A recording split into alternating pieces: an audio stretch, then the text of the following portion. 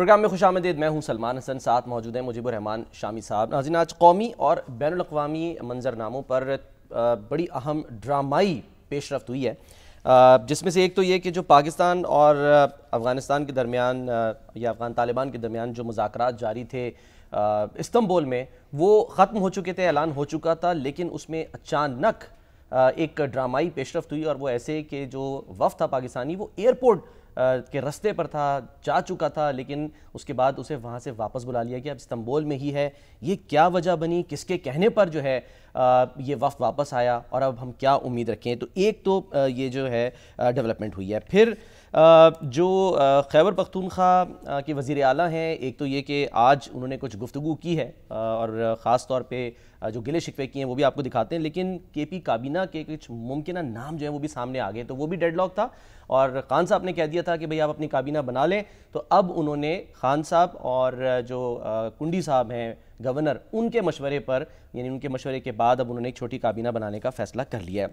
اور ایک اور جو بڑی عالمی منظرنامے پر پیش رفت ہوئی, وہ 6 سال کے بعد چین اور امریکہ کے صدر ہیں, وہ آپس میں ملاقات ہوئی. ان کی بوسان میں وہاں پر کیا ہوا, اور ٹریڈ ڈیل اور ٹیرف معاملات جو ہیں وہ اب طے ہونے کے قریب ہیں, اس پر ہم بات کریں گے. لیکن اب سے کچھ دیر پہلے ایک اور اہم ڈیولپمنٹ ہو گئی, اور وہ ہوئی ہے شامی صاحب سر, جو فیلڈ مارشل عاصم منیر صاحب پشاور گئے ہیں, وہاں پر انہوں نے قبائلی عمائدین سے ملاقات کی ہے, اور جو قبائلی جرگہ ہے اس سے انہوں نے خطاب بھی کیا ہے. پھر یہ کہ ان کو آپریشنل تیاریوں اور دہشت گردی کے خلاف جاری جو جنگ ہے اس پر بھی بریفنگ دی گئی ہے, اور ساتھ ساتھ پاک افغان بارڈر کے ساتھ جو امن و امان کے قیام کا معاملہ ہے اس پر بھی ان کو بریف کیا گیا ہے. اور فیلڈ مارشل نے حالیہ پاک افغان کشیدگی کے دوران قبائلی عوام کی ثابت قدمی اور غیر مشروط حمایت کو سراہا ہے. اگر شامی صاحب اجازت دیں کہ آج جو سی ایم کے پی ہیں سہیل آفریدی صاحب, وہ ملاقات کے لیے گئے تھے, نہیں ملنے دیا, لیکن انہوں نے کچھ گفتگو کی, اور جو گفتگو کی وہ بھی اسی معاملے سے جڑی ہے, اور وہ کیا کہہ رہے ہیں امن و امان کے مسئلے کو لے کے, ذرا وہ سنیے, پھر اس پہ شامی صاحب کا تبصرہ شامل کرتے ہیں. پاکستان میں جو بھی پالیسی بنتی ہے یہاں جمہوریت ہے, ہمیں اعتماد میں لیا جائے. خیبر پختونخوا کا صوبہ ہمارا ہے, ہمیں تمام مشاورت میں شامل کیا جائے.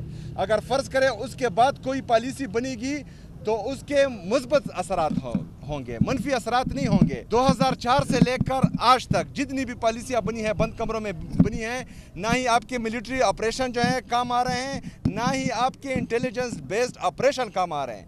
80,000 جانوں کا نذرانہ ہم آلریڈی پیش کر چکے ہیں, جس میں 6,000 سے زیادہ ہمارے سیکیورٹی فورسز, چاہے وہ پولیس سے ہیں, سی ٹی ڈی سے ہیں یا فوجی ہیں, یہ ہم پیش کر چکے ہیں. اس کے بعد بھی امن نہیں آ رہا, تو کہیں پر تو ہم غلط ہیں, کہیں پر تو ہمیں پالیسی جو ہے چینج کرنی پڑے گی.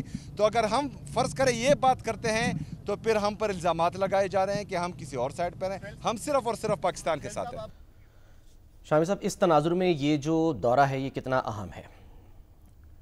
دیکھیے, افغانستان کے ساتھ جو پاکستان کا رشتہ ہے نا, وہ بہت غیر معمولی ہے. اچھا, افغانستان لینڈ لاکڈ ہے, ٹھیک ہے, اور پاکستان کے ذریعے اسے سمندر تک رسائی ملتی ہے, اس کی تجارت ہوتی ہے دوسرے ملکوں کے ساتھ. صحیح. اور انڈیا کے ساتھ تو پاکستان کے ذریعے یعنی زمینی راستہ بھی مل جاتا ہے. تو افغانستان اور پاکستان اور پھر پشتون جو ہیں, آپ دیکھیں اس وقت میرا خیال دنیا کا سب سے بڑا جو پشتون آبادی والا ملک ہے وہ پاکستان ہے. ٹھیک ہے. اور کوئی 4 کروڑ کے قریب آبادی ہے افغانستان کی, جس میں کوئی 75% 70% پختون ہوں گے. ٹھیک. اور یہاں اتنی ہی آبادی ہے کے پی کے کی. بالکل. اور اس کے ساتھ یہ ہے کہ پشتون جو ہے پنجاب میں رہ رہے ہیں. کراچی جو ہے اسے دنیا کا سب سے بڑا پشتونوں کی آبادی کا شہر قرار دیا جاتا ہے. اتنے پشتون پشاور میں آباد نہیں ہیں جتنے کراچی میں آباد ہیں. اور اس لیے پاکستان جو ہے نا وہ بھی پشتونوں کا ملک ہے, اور پشتونوں کی بڑی آبادی یہاں ہے. اور افغانستان جو ہے اس میں بھی پشتون ہیں, ازبک ہیں, تاجک ہیں, دوسرے قومیتوں کے لوگ بھی ہیں. تو پاکستان اور افغانستان جو بھی صورت ہو جائے, ہم انتہائی کوشش کرنی چاہیے کہ ان کے درمیان تعلقات جو ہے نا وہ خوشگوار رہیں. ٹھیک ہے. وہ طالبان کی کوئی غلطی ہو، اس غلطی کے باوجود، ان کی کوتاہی کے باوجود ہمیں کوشش کرنی ہے ہر قیمت پر کہ ہم نے الجھنا نہیں ہے. اچھا، تو یہ یک طرفہ کوشش نہیں ہوگی؟ یک طرفہ کریں گے. یوں میں نے جیتی الفت کی بازی، ایک بار کھیلا 100 بار ہارا. صحیح. تو یہ اس جذبے کے ساتھ ہمیں افغانوں سے بات کرنی چاہیے. ٹھیک. اب یہ ہے کہ قبائلی علاقہ جو ہے اس میں تو ظاہر ہے کہ قبیلے جو ہیں، آدھا قبیلہ ادھر ہے آدھا ادھر ہے، ڈیورنڈ لائن کے اس پار اور اس پار. صحیح. اور قبائلی جو ہیں وہ پاکستان کی یعنی فوج ہے، وہ یعنی پاکستان کی قائد اعظم نے اپنی فوج وہاں سے ہٹا لی تھی. اچھا. تو قبائلی حفاظت کرتے تھے. 1971 کی جنگ کے دوران، 1965 کی جنگ کے دوران اس سرحد پر ہمیں فوج رکھنے کی ضرورت نہیں تھی. صحیح. تو قبائلی جو ہیں آپ سے سمجھے کہ وہ پاکستان کی ایک یعنی دوسری فوج ہیں. ٹھیک. جو پاکستان کی سرحدوں کی حفاظت کرتے ہیں. ٹھیک ہے. تو ان کو ساری صورتحال پر اعتماد میں لینا بڑا لازم تھا. اور آج فیلڈ مارشل عاصم منیر وہاں گئے ہیں، ان سے ملاقات کی ہے، ان کو اعتماد میں لیا ہے اور ان سے مشاورت کی ہے، اور افغانستان کے معاملات میں اور ان کا بڑا بنیادی کردار ہے قبائلی عمائدین کا، قبائلی عوام کا. اور اس وقت تو اب ان کے پرزور اصرار پر وہ اب حصہ بن چکے ہیں یہ ریاست کا. جو ان کا ایک اسپیشل سٹیٹس تھا وہ ختم ہو گیا. اب وہ ایک پاکستان کے آئین اور قانون کے مطابق پاکستان کی شہریت جو ہے وہ ان کو مل گئی ہے، اور پاکستان کے ذمہ دار شہری کے طور پہ اپنا کردار ادا کر رہے ہیں. ٹھیک ہے. اب آپ یہ جو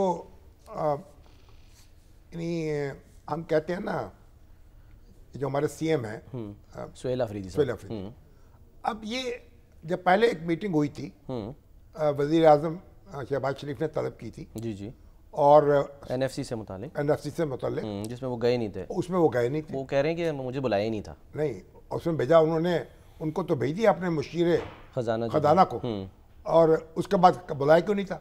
اس کے بعد انہوں نے، اور وہاں وہ اسلام آباد میں موجود تھے. صحیح. اس وقت اب وہ کہتے ہیں کہ مجھ سے مشورہ نہیں کیا جاتا. تو اگر وہ اپنے کوئی طور طریقوں پر وہ بھی نظر ثانی کریں. اور دوسری بات یہ کہ یہ کوئی حلوہ کھانے کی بات تو ہے نہیں.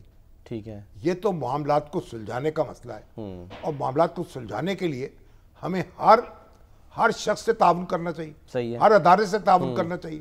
صوبائی حکومت ہے، وہاں کی سیاسی جماعتیں ہیں، وہاں ان سب کو اعتماد میں لینا چاہیے. وزیر اعظم پر بھی لازم ہے، اور ہماری جو دفاعی ادارے ہیں وہ بھی ان کا چاہیے کہ ان سے ضابطہ رکھیں. جو اسٹیک ہولڈرز ہیں ان کو اعتماد میں لیا جائے. بالکل اعتماد میں لیا جائے، بیٹھ کے سوچا جائے کہ کیا اقدام کیا گیا، اس کے نتائج کیا نکلے ہیں، منفی ہیں مثبت ہیں.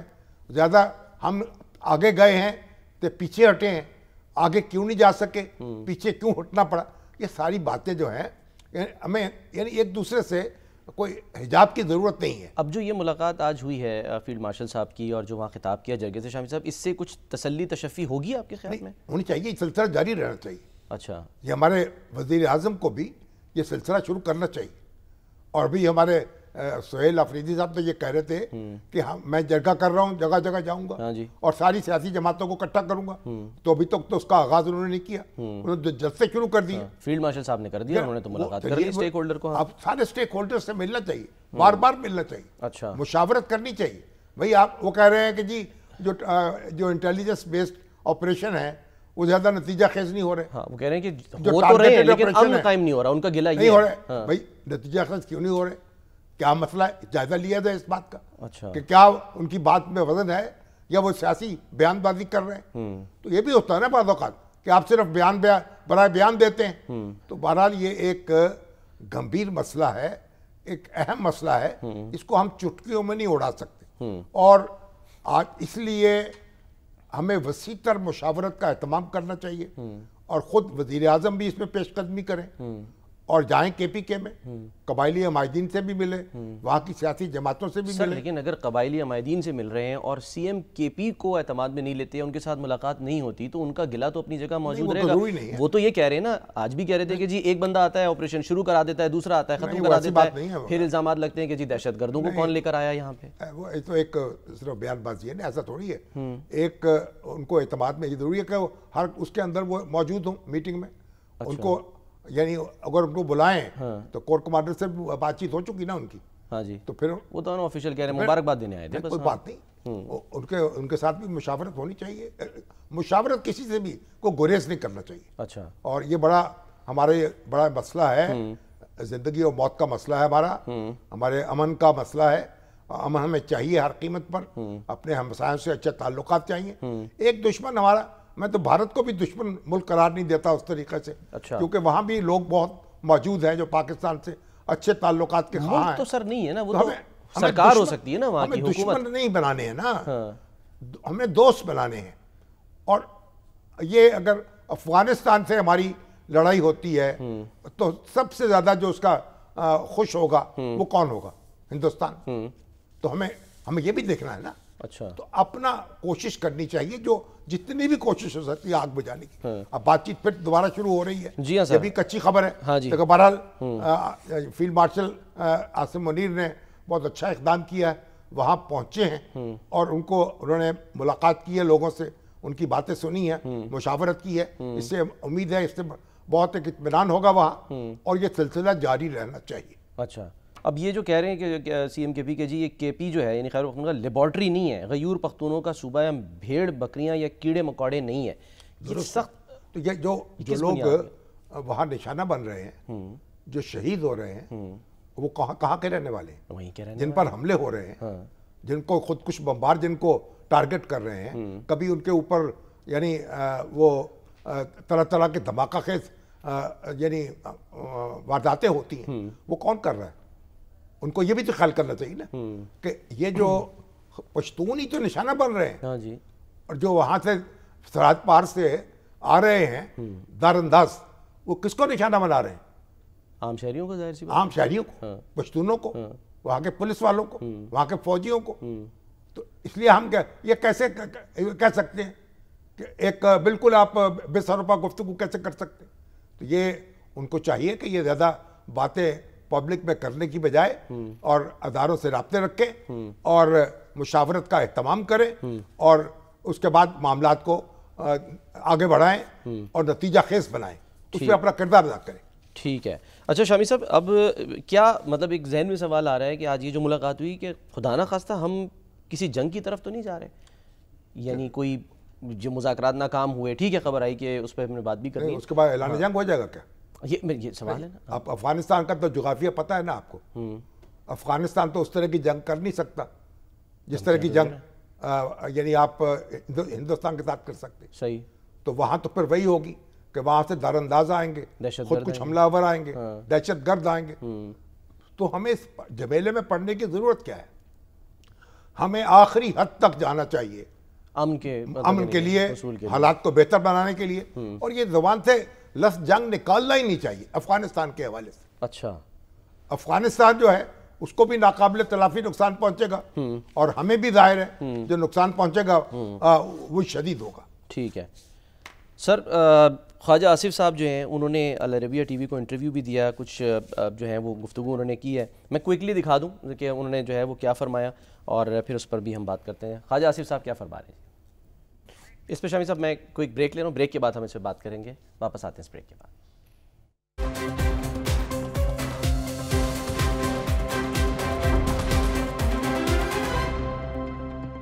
Welcome back. شامی صاحب، بریک سے پہلے ہم نے ذکر کیا خواجہ آصف صاحب کیا فرما رہے ہیں، ہمارے ساتھ وزیر دفاع خواجہ آصف صاحب موجود ہیں، ان کو ہم ویلکم کرتے ہیں۔ السلام علیکم خواجہ صاحب۔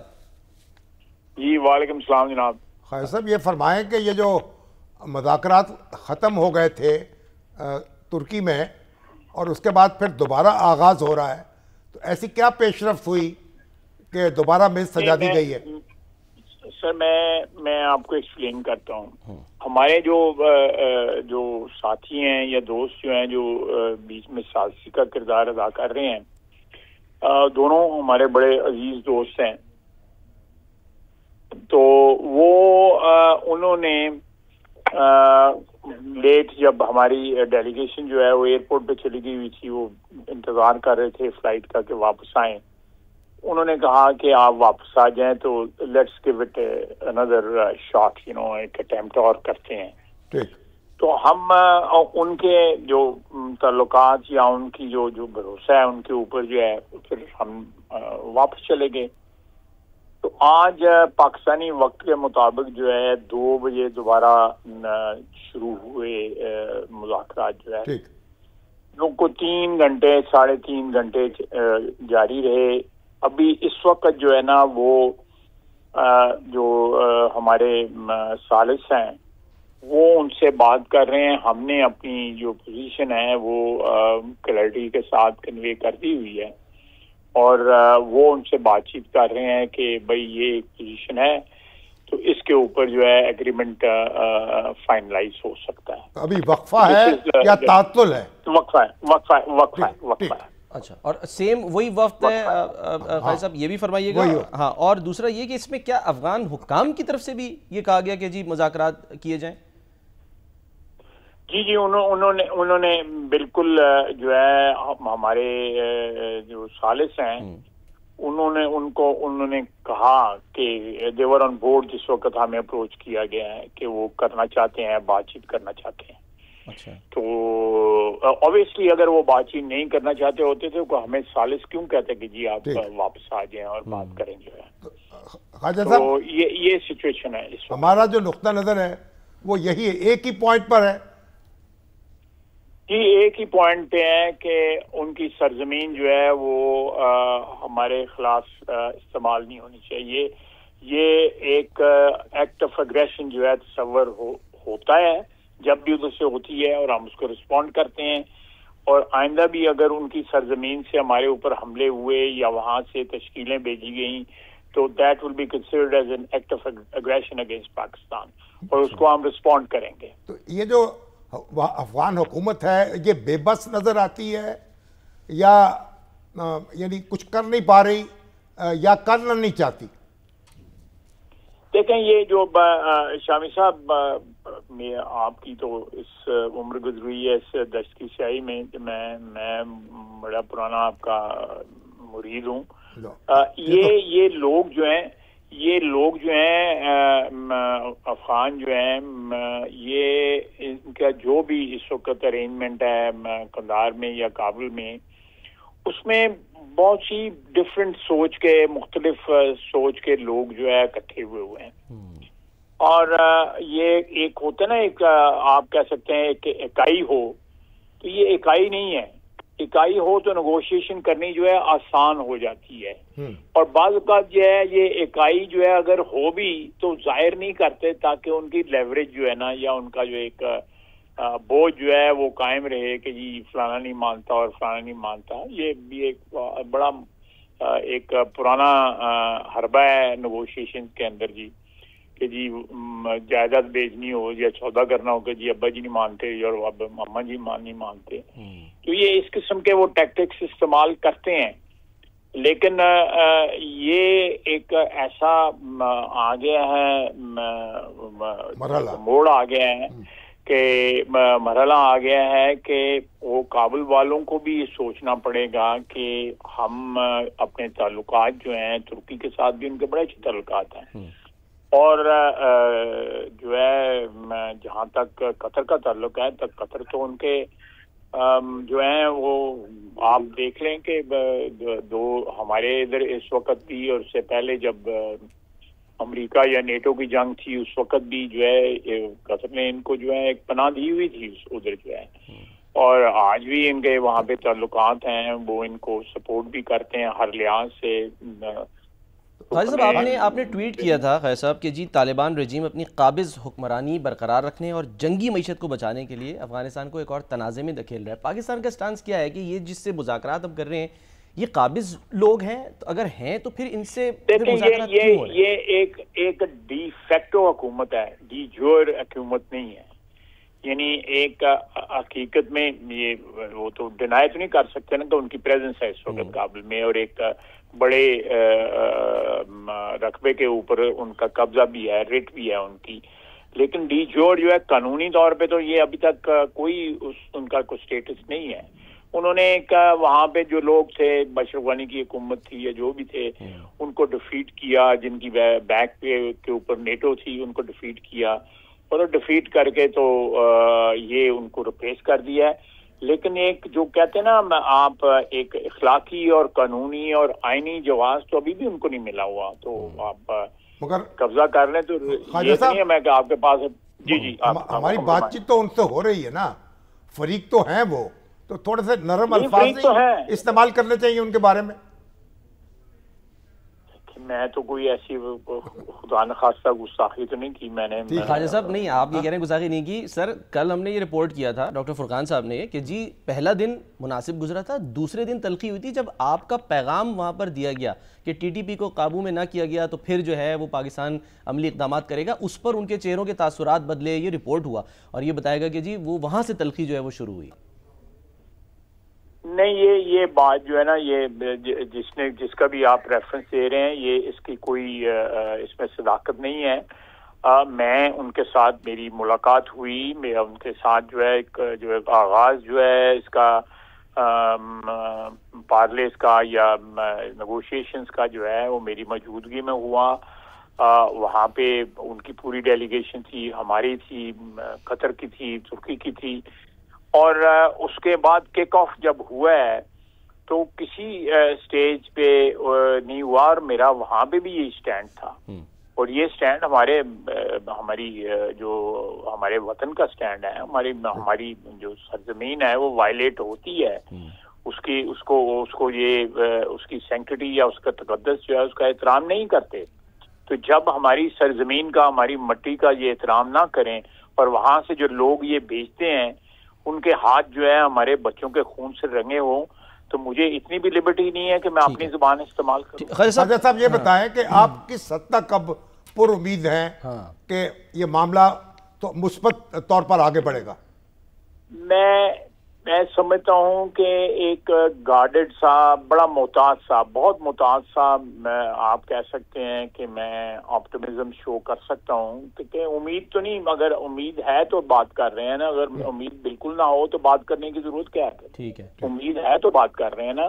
اور ان دو ملکوں کی جو اس وقت بیچ میں اس وقت نیگوشیٹ کر رہے ہیں، ان کا بڑا انفلوئنس ہے، اور ہمارے وہ بہت بڑے خیر خواہ ہیں، قطر بھی اور ترکی بھی. ترکی تو اللہ کے فضل سے جنگ میں بھی بھارت کے ساتھ ہمارے ساتھ کھڑا تھا. لیکن آپ اس میں ایک فیکٹر ضرور یاد رکھیں کہ بھارت کا وہاں پہ انفلوئنس اشرف غنی کے وقت بھی تھا، اشرف غنی صاحب کے وقت بھی تھا، آج بھی وہاں پہ ان کا انفلوئنس جو ہے نا وہ میسو ہے. اور بعض لوگ جو ہیں ان کی حکمران طبقے میں جو لوگ ہیں، سینئر لوگ جو ہیں، وہ بھارت کے لیے سافٹ کارنر رکھتے ہیں، نرم گوشہ رکھتے ہیں. یہ ایک فیکٹر جو ہے وہ جس وقت ہم ان سے بات کرتے ہیں تو ہماری ذہن میں ضرور ہوتا ہے کہیں نہ کہیں کسی کونے میں کہ کہیں سے ان کی جو ہے وہ تاریں تو نہیں ہلائی جا رہی دلی سے. آپ کو شک ہے، یقین ہے کہ ہلائی جا رہی ہیں؟ یقین ہے بالکل. میں شک کی بات نہیں کر رہا، یقین ہے. صحیح ہے. بہت بہت شکریہ خواجہ آصفی صاحب، بہت بہت شکریہ. وزیر دفاع خواجہ آصفی صاحب ہمارے ساتھ موجود تھے. سر آگے بڑھتے ہیں کوئکلی، اور ایک اہم معاملہ اس پہ ہم نے بات کرنی ہے. جو لوکل گورنمنٹس ہیں، ڈونلڈ ٹرمپ کی، ان کی بھی اگر آپ کم کر دیں، صدر کی ملاقات بھی تو ہو گئی نا آج، اور 6 سال کے بعد شامی صاحب کو ملاقات ہوئی ہے. اس دور حکومت میں پہلی ملاقات. ہاں جی، آخری جو ان کا پہلا دور حکومت تھا اس کے آخر میں ملاقات ہوئی تھی. بالکل. اور دونوں نے بڑے اچھے طریقے سے ایک دوسرے کا استقبال کیا ہے، اور بڑی خوشگوار میسج دیے ہیں کہ ہم تعاون کریں گے، مل کر آگے بڑھیں گے. چین اور امریکہ کو ایک دوسرے کا دوست ہونا چاہیے، چین اور امریکہ کو بدلہ لینے کے خطرناک چکر میں نہیں پڑنا چاہیے. یہ شی جن پنگ صاحب کہہ رہے ہیں. یہ ہم سب کے لیے بھی پیغام ہے نا کہ یہ ساؤتھ ایشیا میں ہم جو لوگ بیٹھتے ہیں، صحیح ہے، اور بات بات پہ جھگڑا اور جنگ اور گولی کی زبان میں بات کرتے ہیں. انڈیا بھی اس کا اپنے جائزہ لے، اور افغانستان بھی دیکھے، اور ہم خود بھی دیکھیں. تو امریکہ اور چائنا جو ہیں وہ مل جل کر آگے بڑھنا چاہتے ہیں اور اپنی تجارت کو بڑھانا چاہتے ہیں. صحیح. اور وہ کہنا چاہتے ہیں ہم جنگوں میں الجھنا نہیں چاہتے. پریزیڈنٹ شی نے کہا ہے نا کہ 7 دہائیوں سے یعنی 70 سال سے ہمارا جو ہے نا ٹارگٹ طے ہے. صحیح ہے. اور تسلسل ہے اس کا اور آگے بڑھ رہے ہیں اور چین ترقی کرتا جا رہا ہے. ٹھیک ہے چلیں سر, فی الحال تو ٹیرف کم کیا ہے 10%. اب دیکھتے ہیں کہ اسٹاک ایکسچینج جو ہے چین کی بہت یعنی مثبت رد عمل دیا ہے اس نے. دنیا میں بڑا اطمینان کا سانس لیا گیا ہے کہ دیکھیں آگے معاملہ کیسے بڑھتا ہے. ٹھیک ہے.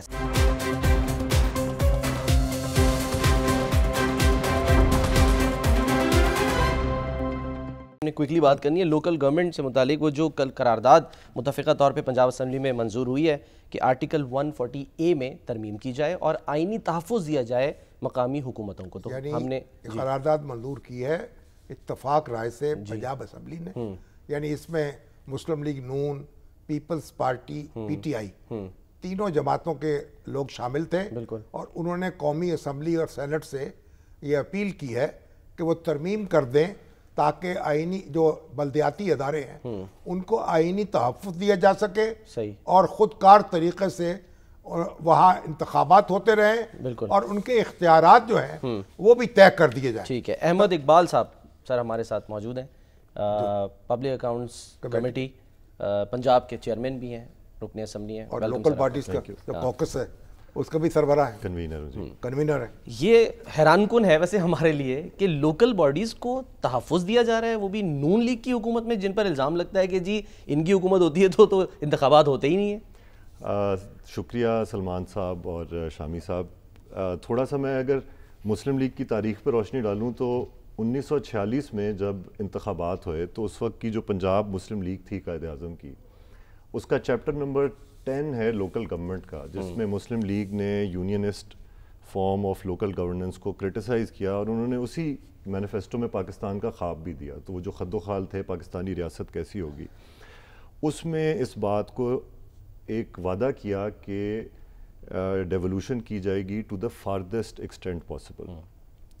ہم فاسٹ فارورڈ کر کے آ جاتے ہیں 2006 میں, جب شہید محترمہ بے نظیر بھٹو صاحبہ نے اور میاں نواز شریف صاحب نے چارٹر آف ڈیموکریسی پر دستخط کیے.